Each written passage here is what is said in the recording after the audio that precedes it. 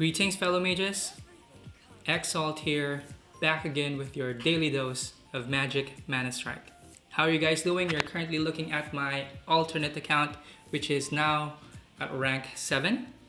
I've maintained the account as a free-to-play account, and I'm grinding currently so that I can make it move up the ranks, even without having to pay for anything. As you can see, our gem is currently at 897. I have yet to spend any gem, which I have collected till now. Recently, I have joined a Facebook group so that I can reach out to a greater audience and found that there are plenty of new players who are struggling to move up the ranks. I did share to them my video about how you can sweep ranks 1 to 6 with relative ease. And today I'd like to follow up on that by sharing another strategy or maybe technique which may allow you, if you are a beginner, to move up the ranks. Right? If you're having some trouble. Some of them even said that they're planning to delete the app simply because they feel like they've already faced a paywall. Now, initially I said that the game could feel like pay to win, and that could be them experiencing that. You can overcome that as a free-to-play player if you have the right set of skills and the right knowledge, which is what I'm going to supply today. Today's video is about sticking to a theme. Many of the new players that are in that group that I joined would show screenshots of their current roster or their current card collection and their decks, right? And many of them would ask feedback about whether their decks are any good or if their decks are rubbish. I'd say you, the player, would have the ability to assess whether the deck is playing to your strengths or whether you feel that the deck needs a little tweaking. Now, one way to fine-tune your deck is to make sure that it sticks to a particular theme. Usually, taking note of what your Planeswalker is able to do. So you look at the ability of your Planeswalker and then create a deck, choose a set of cards that will complement the Planeswalker's ability. Now, this Planeswalker that I'm using, Vraska, is a high mobility player, so I want to make sure that I take advantage of that. And me, being a beginner, this is just a 3-day-old account, right? Me being a beginner, I employ a strategy called Tank and Archer. And, you know, it might sound super simplistic, but it works. Right? It's not perfect. You will eventually face players with better equipment and who are equally or who have better skills than you. So every now and then you will lose, but the strategy works. All right? If you feel like you're stuck at rank 4, 5, or 6 and you want to move up to rank 7, give it a try. Go back to the basics and you can't go wrong. And speaking of going back to the basics, let's go back to the topic. What does it mean to stick to a theme? All right, so I'm going to show you a couple of replays. All right, so the theme for the deck that I use is simple. So what you'd like to do is to choose 1 or 2 core cards, which would be the center of your gameplay, right? Most of your gameplays would have something to do with that card. And for me, I've chosen Geralf's Messenger as one of my core cards, especially at the beginning. It's a tank. It's a little tanky with 1,471 HP at level 3 with an attack of 152. Right? What's great about this creature is that it revives once upon death. And many times it'll be on the other side of the board, already looking at the tower when it dies. And then while everyone is busy trying to kill each other, it'll rise and then it'll just poke at the tower. And sometimes it gets unnoticed. So it's a great creature, especially for the early portion of the game. Now, for my late game, because I employ that tank and archer strategy, right? So at the beginning, my tank would be the Geralf's Messenger, but at the late game, especially during Manastrike, where mana is, you accumulate mana twice as fast, I use this Baloth, right? It's a slow creature, but man, 7,750 HP.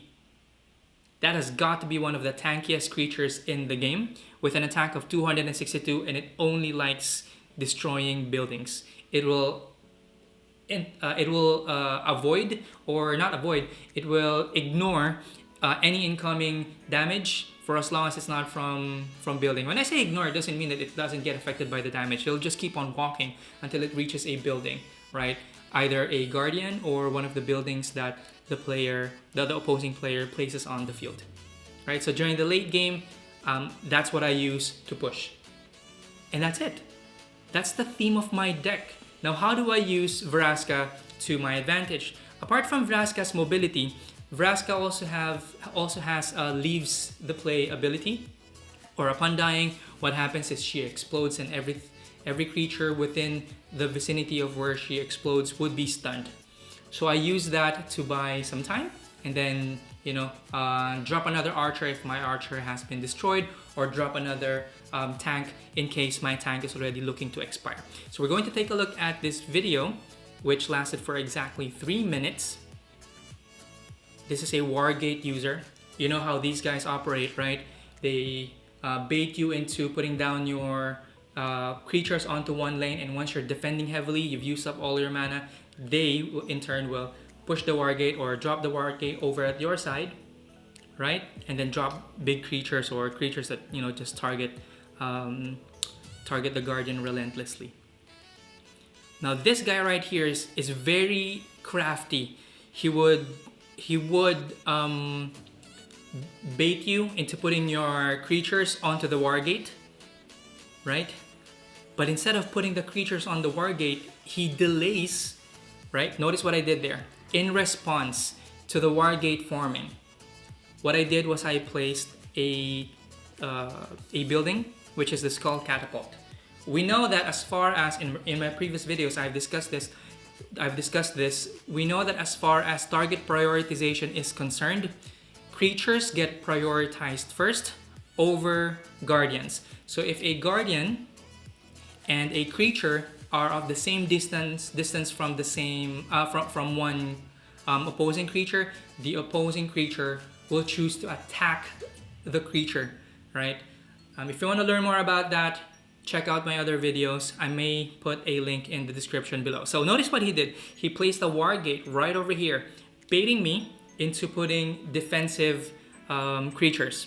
In this case, I placed the building. But what he did instead was to place his biggie right over here.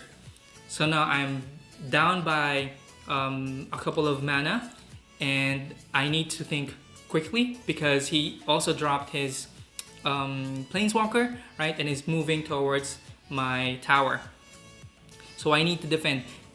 What I wanted to do really was to distract him. If he's going to push on the top, then I'm going to push at the bottom, right? I mean, the Baloth will be my tank, and I'm going to drop something to serve as its archer.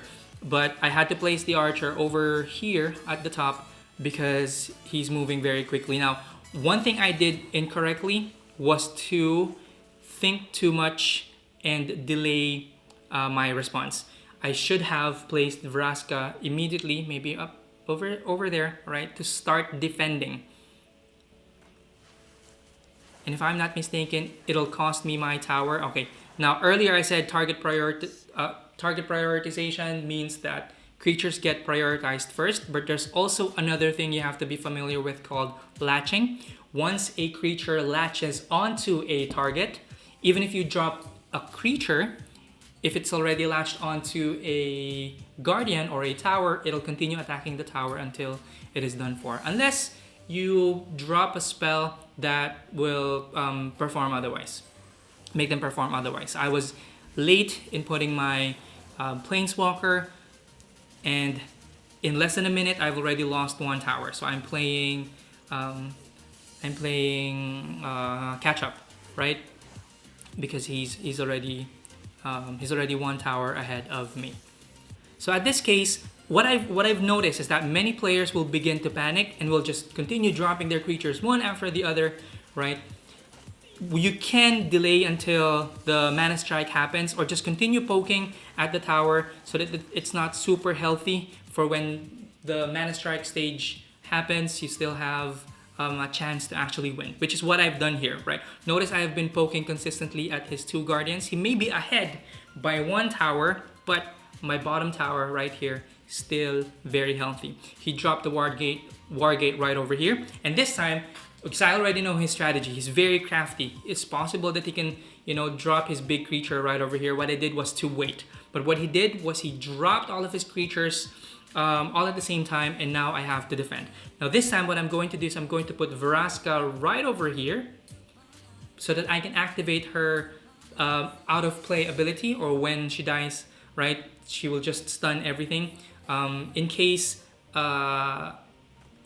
things turn out for the worst, at least I'm going to stun the creature surrounding my guardian. Okay, I am down to 1,521. That's not looking really good. Again, he's very crafty and he's probably thinking at this stage he's already won, right? But remember, just stick to the strategy. The strategy is drop the Geralf's Messenger and then wait for the opponent to react. If he allows Geralf's Messenger to move forward, then that's fine. All right, he's dropping another Wargate. But I know that he's advancing, so even if I place a creature right over here, I know that that creature can still reach this entire group, right, when they move towards the main guardian, which I think is a good strategy on his part. Why? This guardian right here has more health, so that means it's going to take a longer time for that guardian to go down versus the main guardian at the moment. Let's see if we will be able to defend appropriately. Now, I'm not sure if you saw that thing that flew right over there, right? That's the ability of that Grave Titan.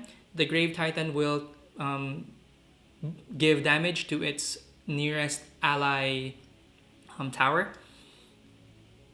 So now we're going to defend, and that's a sizable lead he's got there. Notice what I'm doing, right?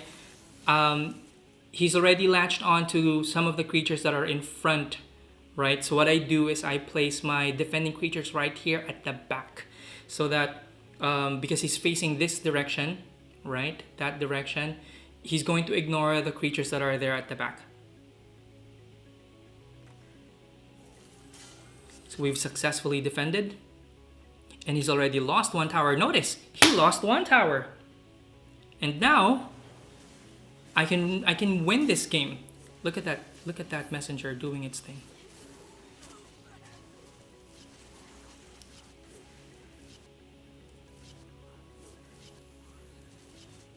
See?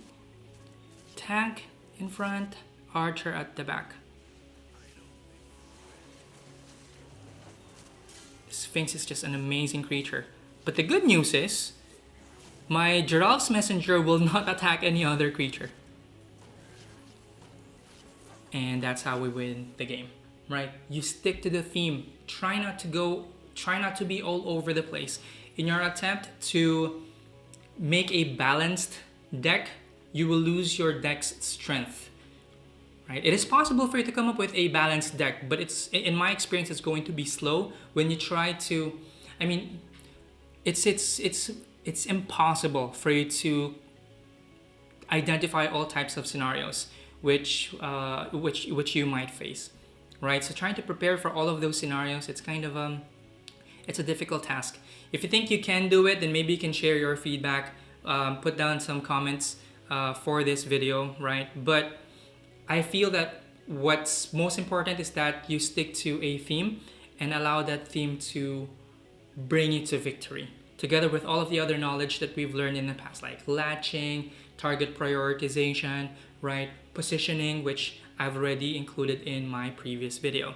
Now, as a bonus, as we end, right, I'm going to show you another match against a mono green player, and you can tell this person's equipment is way better than mine.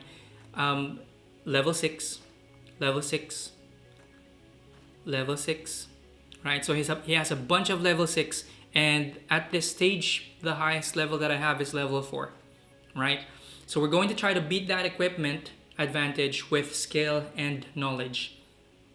Try not to go all over the place. There are a lot of combinations you can choose from, right?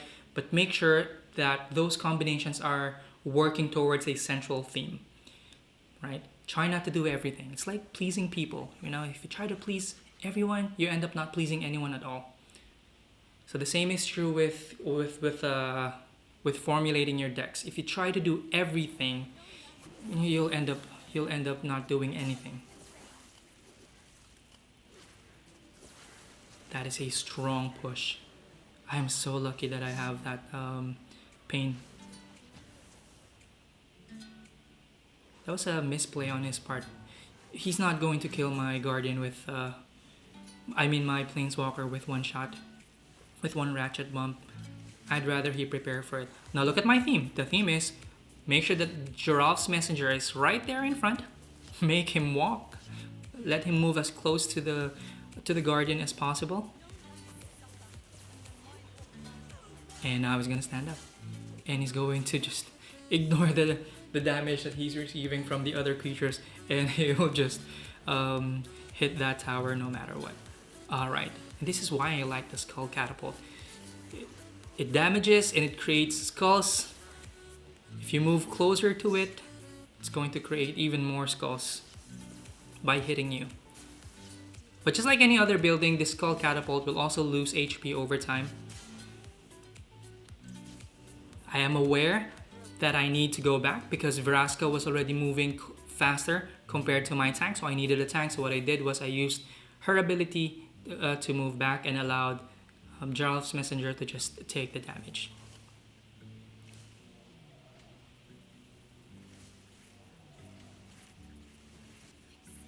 That's the theme right there. Be relentless in putting down that Giraffe's Messenger. That was bad positioning on his part. He didn't have to put it there. I'm referring to this building.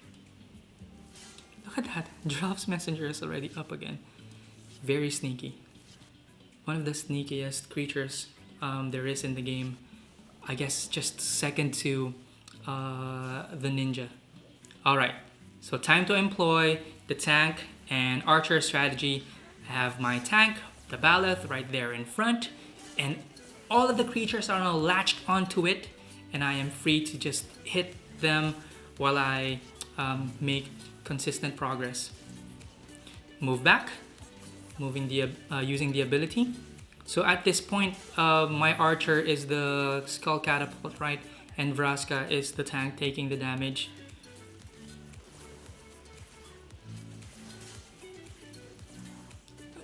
Did anyone even notice that Giraffe's Messenger stood up already? That's a sizable mob he's created right there. So I need to defend properly. That was a great Ratchet Bomb.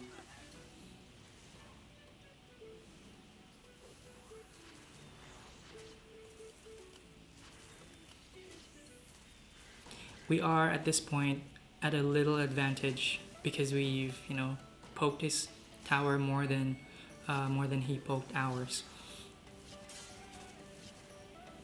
Look at that, just relentless. Keeps on moving forward. But because it's Manastrike, I can afford to drop a biggie, followed by my archer right there at the back. Now I have two tanks. What are you gonna do?